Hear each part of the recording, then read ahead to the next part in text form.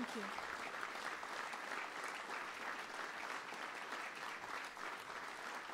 Thank you. Please sit down. Thank you.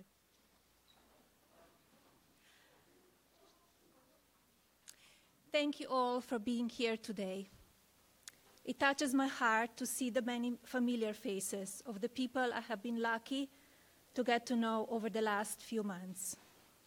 Thank you for the time and strength it takes for each of you to tell your stories. We are here today because of your courage. The opioid epidemic has affected more than 2 million Americans nationwide, and sadly, the number continues to rise. We lost more than 175 Americans to overdoses every day, and millions more are struggling with addiction. As many of you know, addiction affects children in many different ways, and I have recently taken a larger interest in what I can do to help fight this epidemic.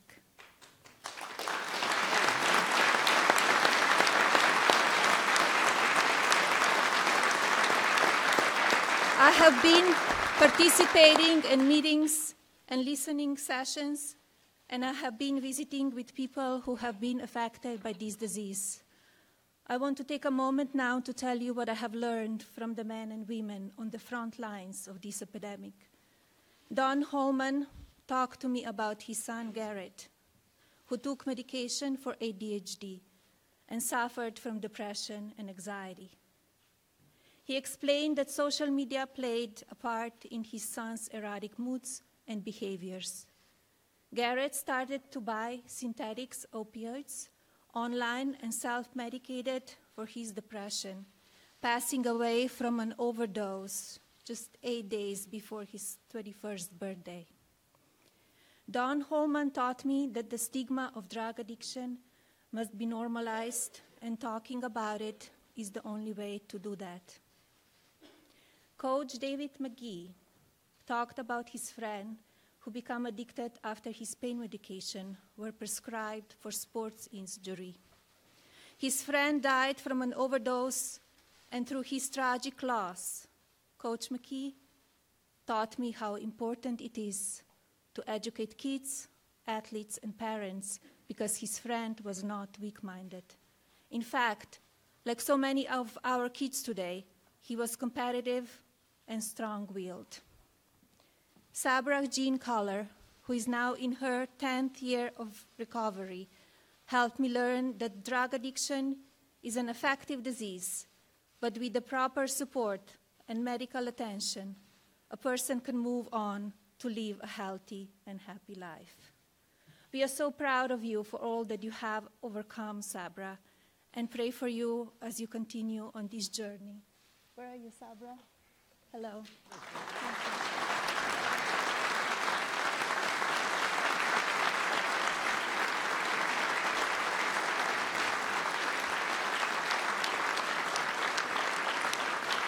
When I had the honor of visiting Lily's Place in West Virginia, a recovery center for infants born addicted to drugs, I learned that to help babies succeed, we must help their parents succeed. By placing a priority of the whole family, Lily's Place is giving infants the best opportunity to thrive because their parents are being given the support and tools they need to succeed. I want to thank Rebecca Crowder and the staff at Lily's Place for their heroic efforts. Thank you.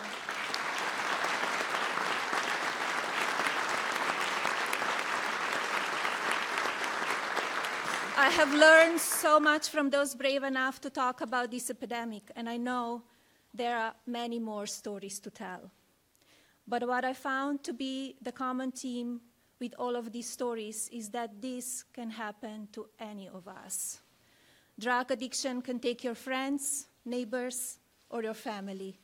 No state has been spared, and no demographic has been untouched, which is why my husband and his administration has dedicated itself to combating this health crisis by using every resource available. I'm so proud to support him today as he sees this commitment through. I look forward to continue my work on behalf of children across the country, and hope that citizens everywhere will join forces with this administration to help end this health crisis. Thank you very much for being here with us today. God bless you all, and God bless the United States of America.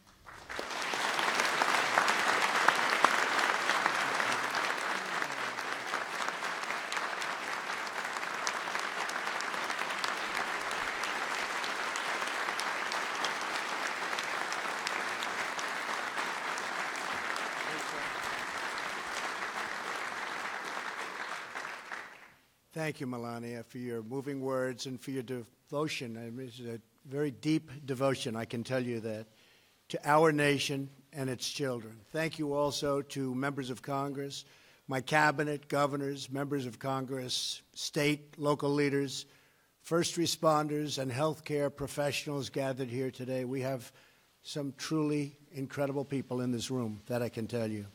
Most importantly, we acknowledge the families present who have lost a cherished loved one.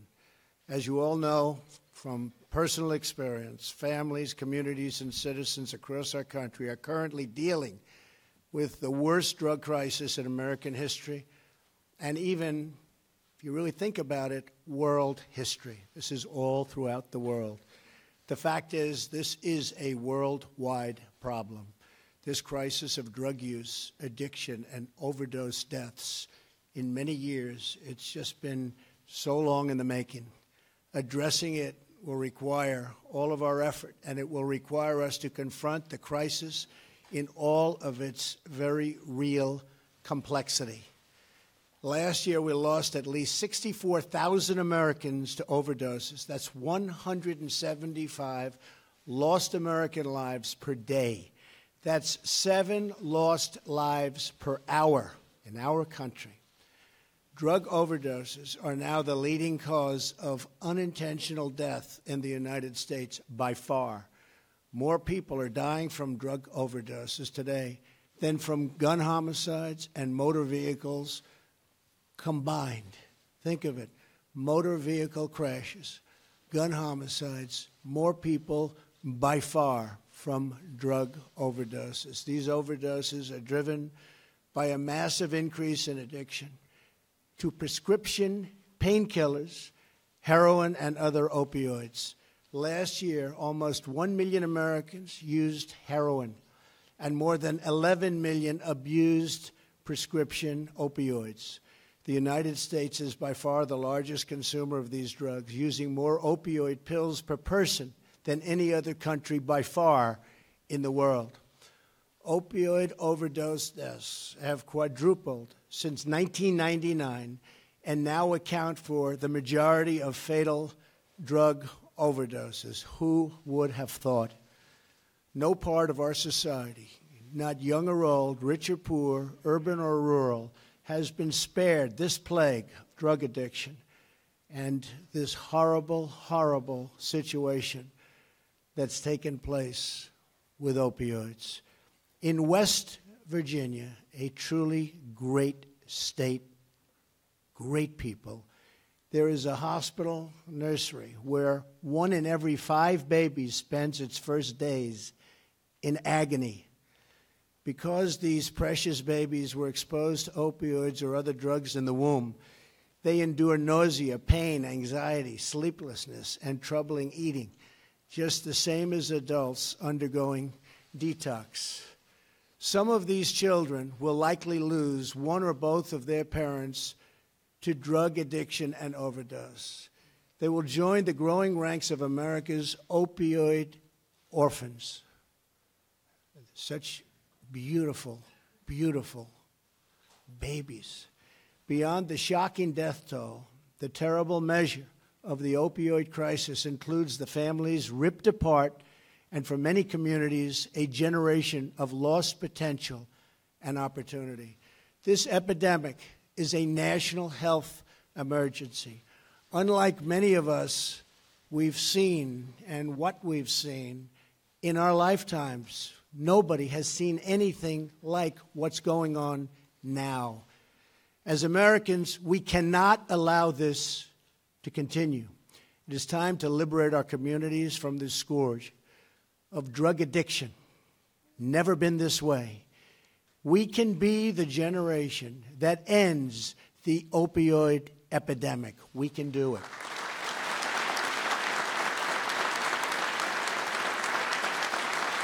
We can do it.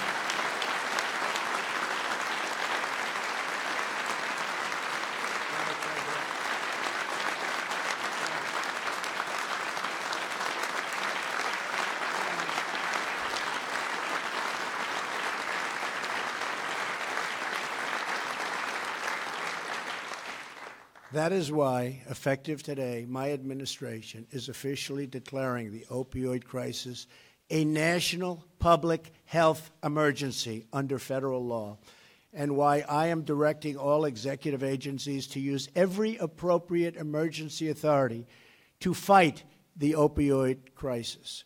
This marks a critical step in confronting the extraordinary challenge that we face. As part of this emergency response, we will announce a new policy to overcome a restrictive 1970s era rule that prevents states from providing care at certain treatment facilities with more than 16 beds for those suffering from drug addiction.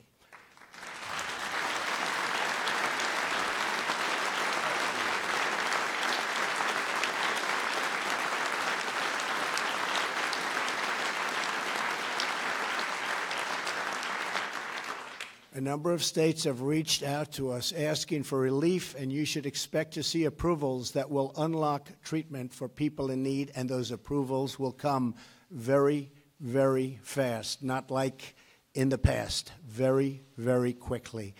Ending the epidemic will require mobilization of government, local communities, and private organizations. It will require the resolve of our entire country. The scale of this crisis of addiction is why, soon after coming into office, I convened a presidential commission headed by Governor Chris Christie that has consulted with experts across America to listen, to learn, and report back on potential solutions. We await the final report, which will come in next week, and I know some of the report has already been seen because I want to see it as quickly as possible, and some of the things that they are recommending are common sense but very, very important, and they're going to have a tremendous impact. Believe me, tremendous impact. Today I will detail many of these aggressive steps with my administration, which we've already taken. After we review and evaluate the Commission's findings, I will quickly move to implement approximate and appropriate recommendations. But I want the American people to know the federal government is aggressively fighting the opioid epidemic on all fronts. We're working with doctors and medical professionals to implement best practices for safe opioid prescribing. And we will do something very, very special. We are requiring federally employed prescribers to receive, finally, special training. The Centers for Disease Control and Prevention has launched a prescription awareness campaign to put faces on the danger of opioid abuse. I want to acknowledge CVS Caremark for announcing last month that it will limit certain first-time opioid prescriptions to 7-day supplies, among other important reforms, and I encourage other companies to do their part to help to stop this epidemic.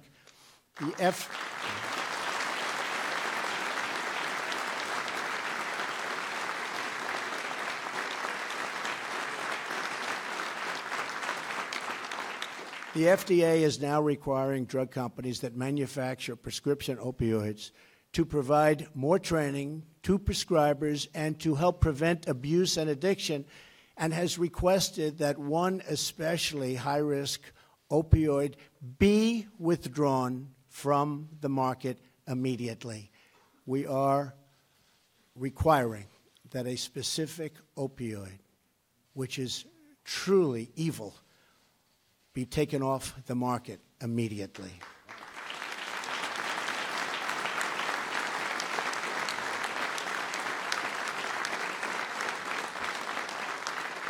The U.S. Postal Service and the Department of Homeland Security are strengthening the inspection of packages coming into our country to hold back the flood of cheap and deadly fentanyl, a synthetic opioid manufactured in China and 50 times stronger than heroin.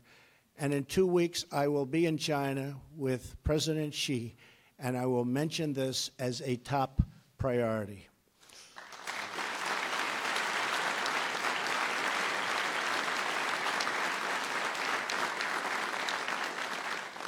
And he will do something about it.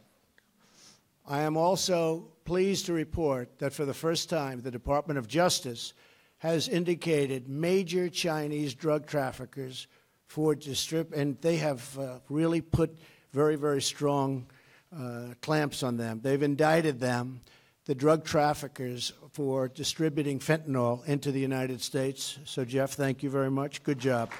Good job.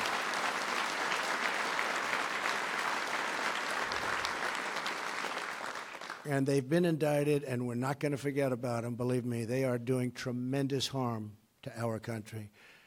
The Justice Department is aggressively and really valiantly pursuing those who illegally prescribe and traffic in opioids, both in our communities and on the Internet. And I will be looking at the potential of the federal government bringing major lawsuits against bad actors. What they have and what they're doing to our people is unheard of. We will be bringing some very major lawsuits against people and against companies that are hurting our people, and that will start taking place pretty soon.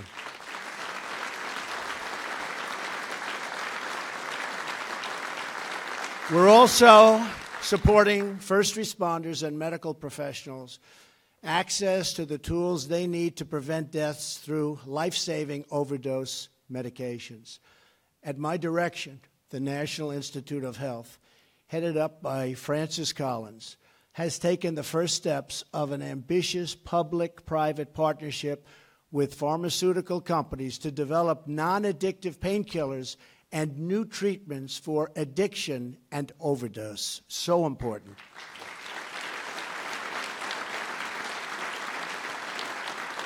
I will be pushing the concept of non-addictive painkillers very, very hard. We have to come up with that solution.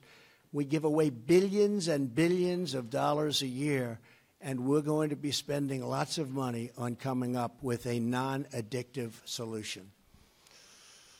We will be asking Dr. Collins and the NIH for substantial resources in the fight against drug addiction. One of the things our administration will be doing is a massive advertising campaign to get people, especially children, not to want to take drugs in the first place because they will see the devastation and the ruination it causes to people and people's lives. Watch what happens if we do our jobs, how the number of drug users and the addicted will start to tumble downward over a period of years. It will be a beautiful thing to see. I learned myself. I had a brother, Fred, great guy, best-looking guy, best personality, much better than mine. But he had a problem. He had a problem with alcohol. And he would tell me, don't drink, don't drink. He was substantially older, and I listened to him, and I respected, but he would constantly tell me, don't drink. He'd also add, don't smoke. But he would say it over and over and over again. And to this day, I've never had a drink. And I have no longing for it. I have no interest in it. To this day, I've never had a cigarette. Don't worry, those are only two of my good things. I don't want to tell you about the bad things. There's plenty of bad things, too. But he really helped me. I had somebody that guided me, and he had a very, very, very tough life because of alcohol, believe me. Very, very tough life. He was a strong guy, but it was a tough thing that he was going through. But I learned because of Fred. I learned. And that's what I think is so important. This was an idea that I had, where if we can teach young people not to take drugs, just not to take them, when I see friends of mine that are having difficulty with not having that drink at dinner, where it's literally almost impossible for them to stop, I say to myself, I can't even understand it. Why would that be difficult? But we understand why it is difficult. The fact is, if we can teach young people and people generally not to start, it's really, really easy not to take them. And I think that's going to end up being our most important thing. Really tough, really big, really great advertising.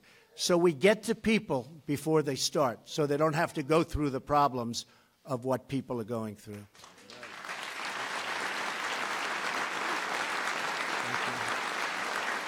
Thank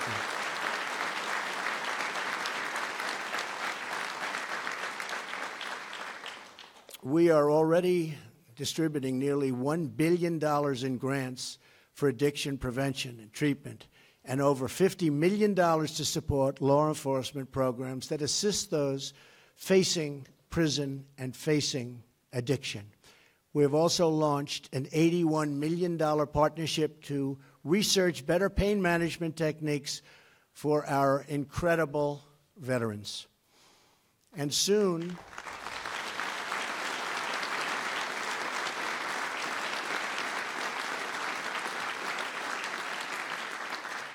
and by the way, Secretary Shulkin is here. You have done an incredible job for our veterans in a very short period of time. And soon, HHS will launch a task force to develop and update best practices for pain management across the federal government. I am urging all Americans to help fight this opioid epidemic and the broader issue of drug addiction by participating in the National Prescription Drug Take-Back Day this Saturday. When you can safely turn in these dangerous and horrible drugs for disposal, that will be a wonderful, wonderful period of time for you. All of these actions are important parts of my administration's larger effort to confront the drug addiction crisis in America and confront it head on, straight on, strong. We're going to do it. We're going to do it. For too long, we have allowed drugs to ravage American homes, cities, and towns. We owe it to our children and to our country to do everything in our power to address this national shame and this human tragedy. We must stop the flow of all types of illegal drugs into our communities.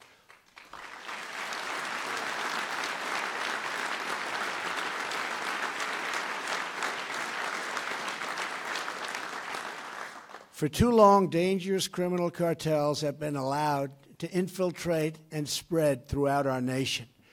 An astonishing 90% of the heroin in America comes from south of the border, where we will be building a wall which will greatly help in this problem.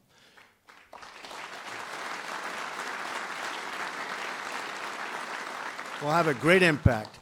My administration is dedicated to enforcing our immigration laws, defending our maritime security, and securing our borders. We also have to work with other countries to stop these drugs where they originate. We have no choice. We have to work with others. We have to get together because they have similar problems to what we have. Some countries have bigger problems than we have. Whether that country is China, whether it's a country in Latin America, it makes no difference. We're going to be working with all of them. We're taking the fight directly to the criminals in places that they're producing this poison. Here in America, we are once again enforcing the law, breaking up gangs and distribution networks, and arresting criminals who peddle dangerous drugs to our youth.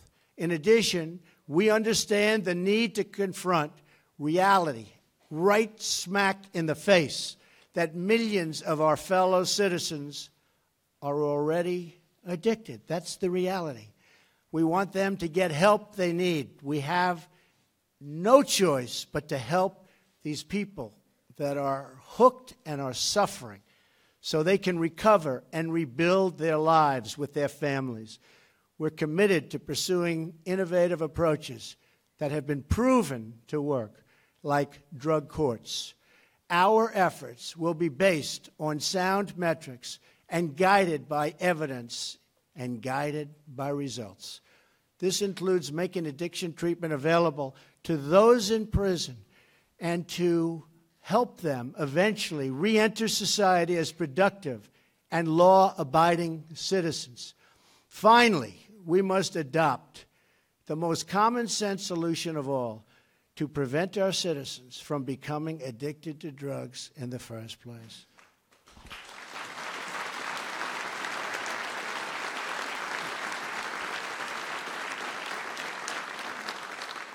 We must and are focusing so much of our effort on drug demand reduction. We must confront the culture of drug abuse head-on to reduce demand for dangerous narcotics. Every person who buys illicit drugs here in America should know that they are risking their futures, their families, and even their lives. And every American should know that if they purchase illegal drugs, they are helping to finance some of the most violent, cruel, and ruthless organizations anywhere in the world. Illegal drug use is not a victimless crime. There is nothing admirable, positive, or socially desirable about it. There is nothing desirable about drugs. They're bad. We want the next generation of young Americans to know the blessings of a drug-free life. In this enormous struggle against drug addiction and opioid epidemic, it really is that. It is an epidemic. Our greatest hope is the same as it has always been. Through every trial America has encountered throughout our history, the spirit of our people and the strength of our character, we win. Each of us has a responsibility to this effort. We have a total responsibility to ourselves, to our family, to our country, including those who are struggling with this addiction. Each of us is responsible to look out for our loved ones, our communities, our children, our neighbors, and our own health. Almost every American has witnessed the horrors of addiction, whether it's through their own struggle or through the struggle of a friend, a coworker, a neighbor, or, frankly, a family member. Our current addiction crisis, and especially the epidemic of opioid deaths, will get worse before it gets better, but get better it will. It will take many years and even decades to address this scourge in our society, but we must start in earnest now to combat national health emergency. We are inspired by the stories of everyday heroes who pull their communities from the depths of despair through leadership and through love. Fire Chief Dan Goonan of New Hampshire, great state, runs a program, Safe Station, which allows drug-dependent residents to seek help at fire stations at any time. Jesse and Cindy Swafford of Dayton, Ohio, have provided a loving, stable home to children affected by the opioid crisis. I am calling on every American to join the ranks of guardian angels like Chief Noonan and the Swaffords, who help lift up the people of our great nation. Together, we will care for our citizens, our children, and our orphans, and you know what I'm going to say, our foster youth. So many, but we're going to lift them up and we're going to take care of them. We will work to strengthen vulnerable families and communities, and we will help to build and grow a stronger, healthier, and drug-free society. Together, we will face this challenge as a national family with conviction, with unity, and with a commitment to love and support our neighbors in times of dire need. Working together, we will defeat this opioid epidemic. It will be defeated. We will free our nation from the terrible affliction of drug abuse, And yes, we will overcome addiction in America. We are going to overcome addiction in America. We have fought and won many battles and many wars before, and we will win again.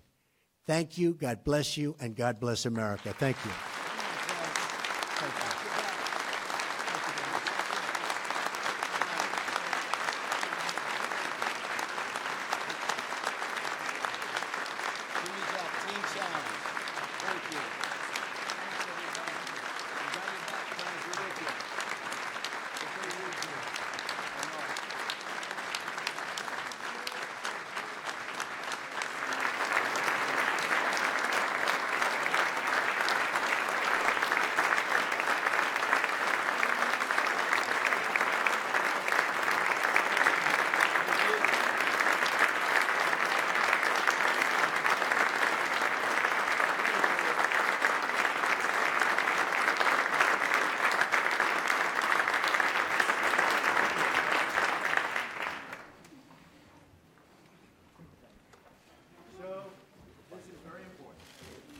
Combating the national drug demand and opioid crisis, right? So important. We will win, right?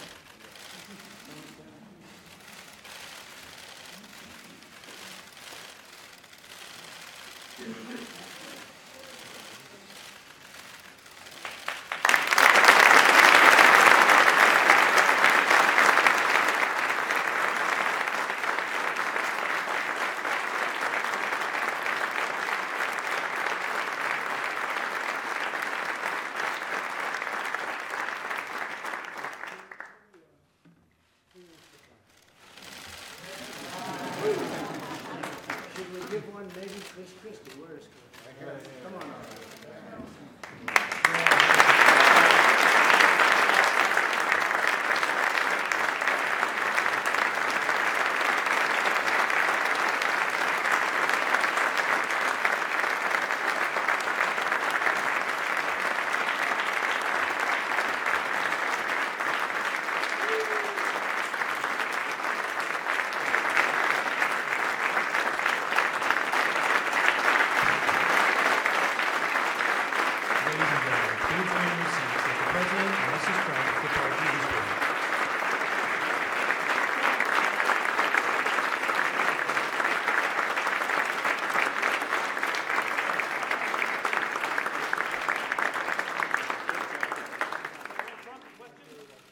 Got a couple questions, Mr. President?